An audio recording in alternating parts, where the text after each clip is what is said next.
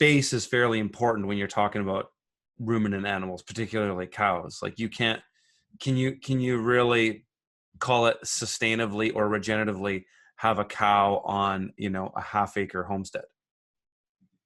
No, because you'd have to be going to get feed constantly, and it would kind of defeat the purpose of it being somewhat of a closed loop system. So with that in mind, what would you say is minimum land size requirements to house an animal like that? So those are really difficult calculations to give, because the productivity of a pasture can change so much from context. However, I'll give you a couple rules of thumb.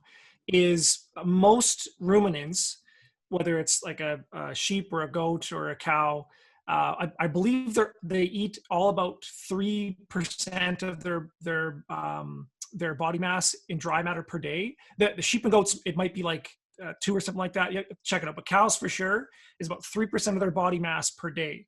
And so like, a dairy cow is about 1,000 pounds. So they eat 30 pounds of dry matter per day minimum. And that needs to be good quality dry matter. So from that, you can estimate, okay, what are the productivity of my pastures? And you can do that based on, previous hay cuts, or talk to your neighbors, what they're getting. Because again, like on our property, like we've doubled productivity in some of our pastures in a few years based on good practices. And like we're swamping some of our neighbors, and like 4 or 5 times the productivity that they're getting, just how we're managing. So, but the good rule of thumb is about 3% of body mass in dry matter, not wet matter. And so just figure out whatever your hay productivity is. Wow. And go from there. So I think the other thing too. No, go ahead, Rob. No, it's all good. Finish your thought. I just wanted to add one more thing into the what Rob was talking about, which is really important. Is that like I was talking about like ruminants generally and dairy animals, whether that's goats, sheep, or cows. But you could also, there's water buffalo. I've heard, I think there's some folks down in Ontario that have like a water buffalo cheese farm.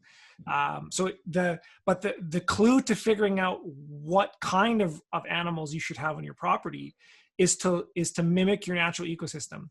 So do some research on what your biome is, or your bioregion, or your ecozone, or your kind of climax ecosystem, and try to understand what the animals were that lived there historically or now, and then see if you can find what's known as an analog species, which is like a similar species. So like, here in the plains, we had the bison.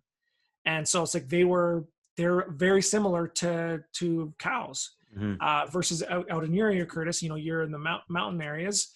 Okay, they had more kind of goats. Out in Rob's area, they have a lot more moose and elk and things like that. And so, okay, well, what are the domesticated animals that we have that are more of an alignment with that?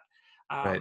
And of course, I mean, the other thing that I think I've told both you and Rob is just buy a rifle and 100 rounds of 223s or something, and you're no, that's too small. In Canada, you need a 308 or something, but and you're good. That's all you need.